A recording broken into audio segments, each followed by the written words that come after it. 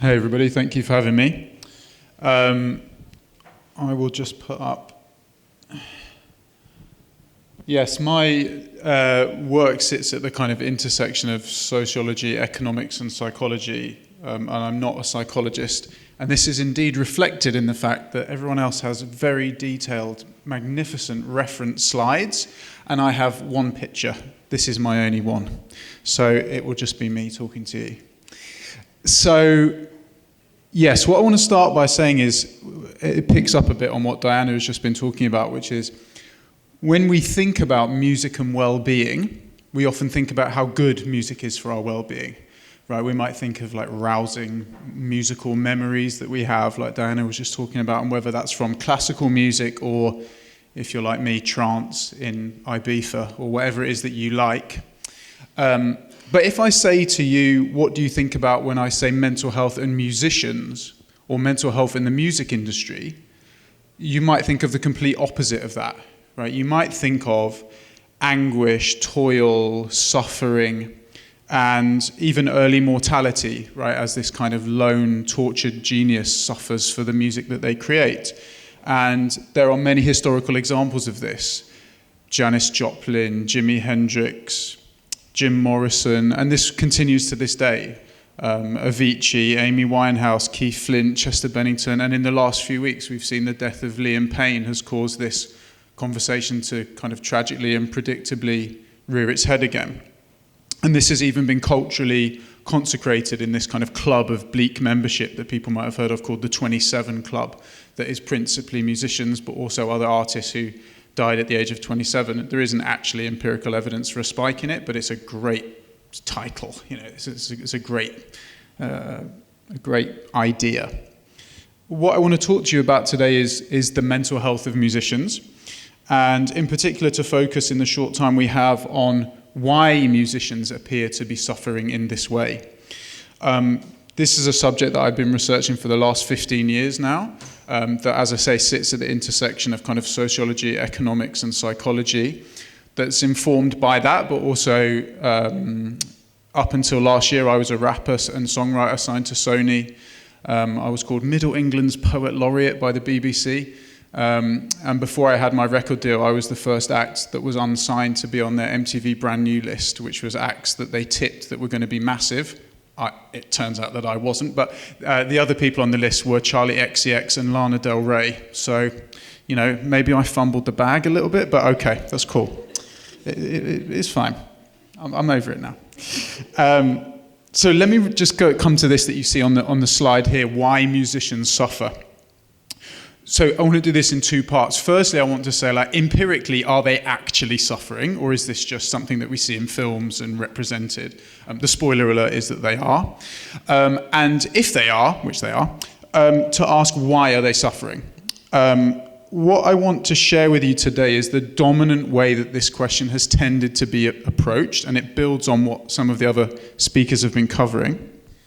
I use an iPad because it looks more professional than the phone, but it's basically exactly the same, but somehow it looks better. Maybe there's a psychology study in there.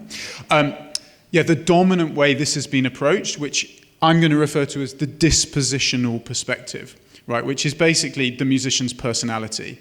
This is psychological studies that might point to something distinct about a musician's mind or their brain, and that this somehow makes them quote-unquote different.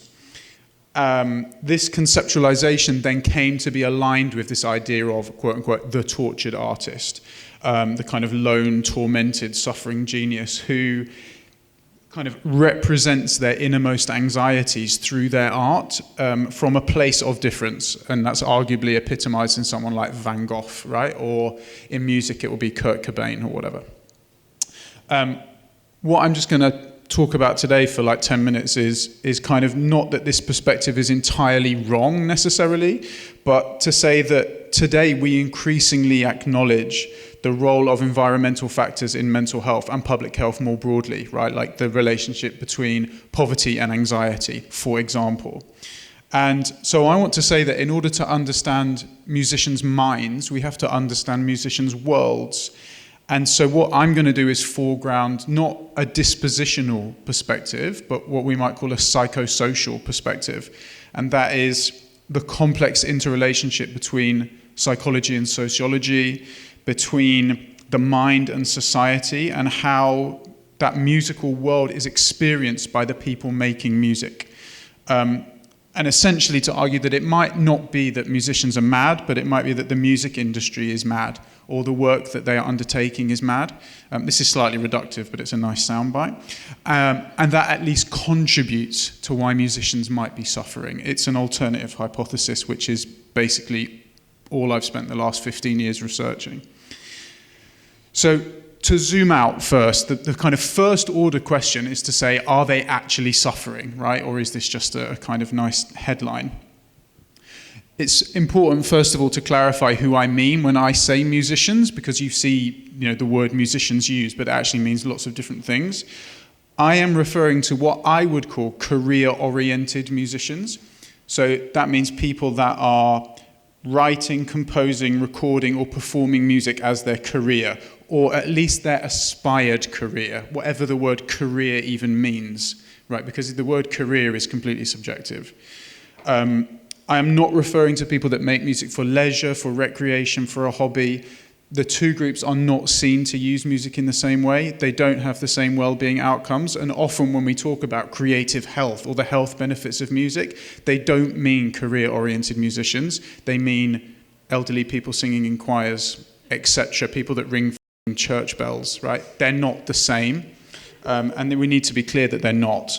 I also don't use the word professional musicians because I actually don't know what professional even means.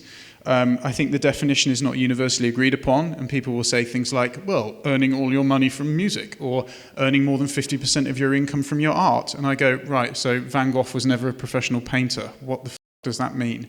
So I don't agree with that term. So, career-oriented musicians. Do career-oriented musicians suffer from anxiety or depression or other forms of mental ill health at higher rates than the general public? That's the starting question, basically. It is really hard to make a proper like-for-like comparison between these two groups. And some scholars working in classical music, but classical music seems extremely different as well. They would probably disagree with me, but frankly, the cohort is very, very different. And it's not the cohort that I live and work with every day. The answer more broadly, I would say, is yes. Yes, they are suffering in higher numbers. We can look at this in two ways. One of these areas we could debate, and I would say one of them, the case is pretty much closed. So we'll do the first one. In terms of anxiety and depression, let's say, there are studies done, some of them by me, some of them by other people, in the United Kingdom, Norway, Denmark, the United States. They're pretty much all in like the global north, which is like a massive limitation of a lot of this research, but that's where the music industry tends to be based and tends to be powerful in these studies. That is a limitation. These studies consistently find high levels of occupational stress and high levels of mental ill health amongst musicians. The measurements are often really varied. I mean, some of them, like I've done studies that use self-declared mental ill health. Like, have you ever suffered from anxiety? Like very simple yes-no scales. Some of the ones I've done have used clinical screening measures, like HADS, that's called like the Hospital Anxiety and Depression Scale. What they often all share is that they have this thing called a self-selecting sample, right? Which means that basically people that already feel strongly fill it out. And that kind of skews the data because basically you can't get a random sample of musicians. There's no guild, there's no professional register to get a random sample from. So methodologically, it's very difficult to do that. Anyway, in my own work, for example, I have done the largest study in the world on mental health in the music industry. And in that study, we got 2,211 respondents, and the levels of self-reported anxiety for musicians was 75.8%, and for depression, it was 72.7%. It is really, I mean, those numbers are massive, just FYI. It's really hard to compare those to the general public, but if you do, on a best approximation, that's like 3 times higher than the general public. A more explicit comparison than that was done by Jonas Varg, or it could be Jonas Varg, I'm not actually sure, but Varg et al. In Norway, and he did a comparison between Norwegian musicians and the general public in Norway with a more scientific. He's more of a proper psychologist than me. And they measure psychological distress. And amongst musicians, that was 18%, and the workforce, 8%, so double. Either way, it's higher. Now, we could debate these studies probably from a methods perspective is how we would debate them, which frankly is rather dull. So we won't. And what we will move on to is the second set of data, which I would argue is pretty much a slam dunk in that it's terrible. And that is suicide data. And just FYI, this data is horrible, it's bleak, it's miserable, and I've spent 6 months reading about it, and it's extremely upsetting. So I'm just letting you know this. Okay, musicians are one of the most at-risk occupational groups for suicide in the world. Research on occupations consistently finds musicians to be in the top 10 professions at risk for suicide, along with other creative workers and also along with construction workers. So men working in construction basically are very high risk. Studies indicate that musicians might be between 3.4 or 7 times more at risk for suicide than the general public. And I'm going to share with you 2 pretty terrible statistics, frankly. So data collected by the Office for National Statistics in England recently suggested that the risk of suicide for people that work in what they categorize as artistic, literary, and media occupations. So musicians are part of that. Men in these occupations have a 20% higher incidence of suicide than men in the national average, and for women, it is 69% higher.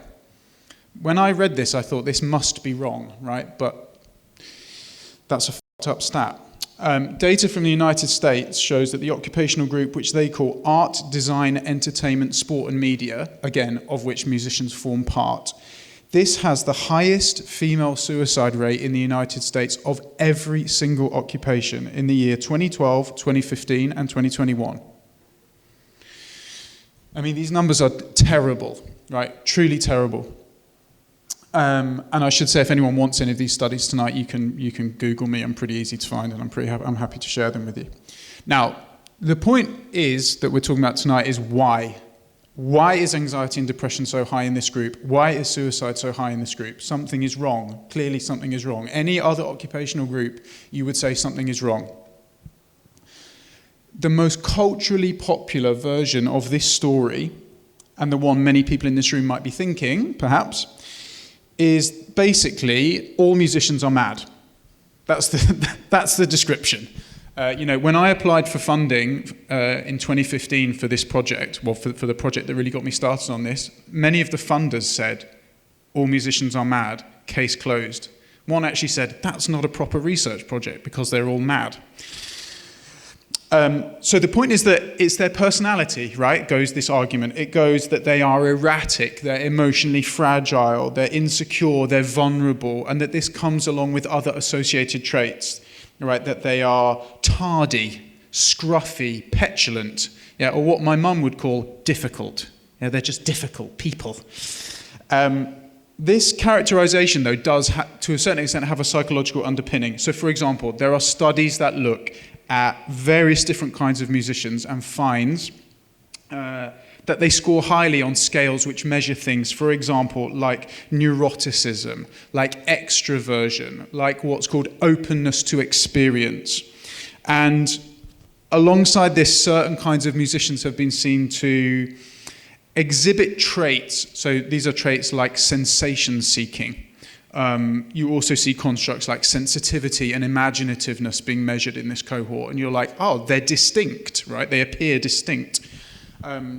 There's actually some really fascinating and completely mad studies which, there's a meta-analysis which looks at the links between creativity and what's called the dark triad, which I just think is an amazing title, which is a kind of 3, I don't even know what you call them, 3 things. And it says that people who are creative are more likely to exhibit narcissism and Machiavellianism, but they don't have the third leg of the dark triad, which is psychopathy. Mercifully, they don't have psychopathy, but they do have all the others. So this leads to this notion that there might be this thing that's called a musical temperament, which is basically a musician's personality. And this is the idea then that all musicians maybe are mad. Okay, now, I'm not suggesting that we should like completely throw all that research in the bin, like, oh, you know, but what I do want to do is present an alternative hypothesis, an alternative perspective to this, which is not that musicians are mad, but that the working environment they are in is mad, and that is part of the reason behind this. Now, this is a bit of a reductive phrase, but as I say, it sounds nice for a sort of caption. So I want to flesh out this just a little bit more. Right. Underpinning this perspective is the idea that working in the music industry and the processes involved in building a musical career are inherently stressful in specific ways. The project that really got me started doing this, and the project that I'm sort of currently probably best known for at the minute, was alongside my colleague who's called Sally Ann Gross, and it had the deliberately provocative title, Can Music Make You Sick?, which lots of people working in the UK music industry hated. They emailed us and said, we hate the title of your project, because people don't want to hear that. People don't want to hear what sits behind that question, because what's behind that question is, can building a career as a musician in the contemporary music industry engender psychological risks related to health and well-being? That's not popular. I can assure you that's not popular in an era where we talk about creative health, you know, and arts for well-being. When I get invited to panels, I'm like the depressing guy, right? People say like, oh, we've got this guy going to give some depressing stats. I'm like, yes. Now, what I want to say is, in answer to this question, can music make you sick? I want to put to you that the answer to that might be yes, and that the musicians we speak to tell us that it might be yes, at least in part. All jobs are stressful in some way, right? All careers have stressors. I'm not saying that music is uniquely stressful in that particular way. You know, many people would be like, we're just sitting around playing drums or writing rap songs or whatever. But I do want to delineate some of the challenges of musical work to contextualize this psychosocial perspective. Some of these stresses I'm about to say to you mirror stresses in wider society. They're not unique to music per se, but some of them kind of are. And I want to, share some of them. Each of these have an empirical study related to them. I don't have fancy slides with the names and dates on them, but if people want them, you're welcome to them. Right, some of the features of building a career as a musician. Let's do them. They're not fun. Right. Cultures of abuse and bullying in an informal labour market that is predominantly full of self-employed and freelance workers, where abuse has been described as completely entangled in the fabric of the music industry. You don't need to give me examples of this, Tim Westwood. You don't need to give me examples of, there are many. The UK Parliament's Misogyny in Music report has recently highlighted horrific misogynistic working practices and the systematic exclusion of women in the music industry. That's the UK Parliament's report. I contributed evidence to it. It's horrific reading. Black Lives in Music have highlighted racism and discrimination in the UK music industry. We see stresses and strains on interpersonal family relationships, where musicians struggle to delineate colleagues from friends, and relationship breakdown as a result. Today, there is an injunction on musicians to relentlessly produce content for social media and repurposing what musicians do as media creators who have to stay visible. And they have to stay visible in a market where the marketplace barriers to entry have plummeted to zero, where all you need is your mum to buy you a MacBook and off you go. I got playlisted on Radio 1 with a microphone that cost me 50 quid. Off you go. You have to compete with everybody. You must compete with all of those people, and you must compete where the distribution of your presentation of self is to an extent at the mercy of an algorithm, which is, one interview told us, the shaman on the hill, right, which determines how your career goes. There is a prevalence of workplace cultures which normalize drug and alcohol use. And the last one that I would say, which is what my research has tried to look at in more detail, is what does it mean to dream a dream so deeply and so powerfully entwined with your sense of self, with who you see yourself as a human being, but where this dream has incredibly low odds of anything resembling financial sustainability, despite, frankly, the that people tell musicians. The number of music industry panels that I sit on that's called Building a Sustainable Career in Music. And I want to say, what? What's sustainable career in music? What do you mean? They're telling people, oh, just put adverts at the front of your YouTube video and put music up on YouTube and you'll earn a living. The data says you won't. The most comprehensive data on musicians' incomes was collected in 2021 by the Intellectual Property Office, and it says, in the UK, more than a third of musicians, 37% of them, earn less than £5,000 a year, and nearly half, 47%, earn less than £10,000 a year. This is significantly less than the minimum wage, significantly. Very few musicians who pursue music as their career will ever earn a sustainable living from music. Not very few musicians will be Taylor Swift or Stormzy, like be superstars. I'm talking about earn minimum wage. Very few will earn minimum wage. Despite their optimism and their self-belief, which musicians have to have, which I know, right? I know what it means to have that optimism and that self-belief. You know, the risks are so high that I have a paper which is called, quote, The Dark Side of Optimism. And it was just a very uplifting title. And what that paper argues is that a music career is analogous to gambling, and that actually gambling is one of the few areas in life where being optimistic is maladaptive, because it keeps people chasing a loss and it keeps people tethered to a life which might be harming them. A life which Laurent Ballant has a wonderful phrase to describe, and she calls it cruel optimism. Oh, that's a kick in the nuts. Because of this, and because of many other things, of course musicians are anxious or depressed. You'd be mad to not be faced with all of this. Of course they are. Lots of musical careers are wonderful, right? People are not, people are musicians for a reason. There's a lot about it that's wonderful. They can be joyous, confidence building, life enriching, identity forming, relationship nurturing, fulfilling, right? Music careers can be amazing. When I think of amazing times in my life, I can think of incredible musical experiences that I've had, right? It can be joy, pure joy. It can be a dream, but dreams can be nightmares as well. And for too long, people have not, confronted this. So to conclude, in reality, the two perspectives that I'm outlining here, like the dispositional and the psychosocial, are likely interrelated. And I was just talking to Rebecca in the break there, where she was talking about artists learning to look at pictures in a particular way and learning to draw them. Music making might well attract a certain kind of personality type to it. But that will play a role in shaping the music industry and who's in it. For what it's worth, I think it's quite likely that musicians bring traumas and sensitivities with them into their songwriting, but they bring them into a punishing and unforgiving labour market, which is probably perfectly ill-suited to their dispositions. And the analogy that I would draw from this is, why is a builder strong? You might argue that the building labour market, whatever the word would be, filters out people with physical weakness. You wouldn't apply to be a builder unless you had some strength, sure, right?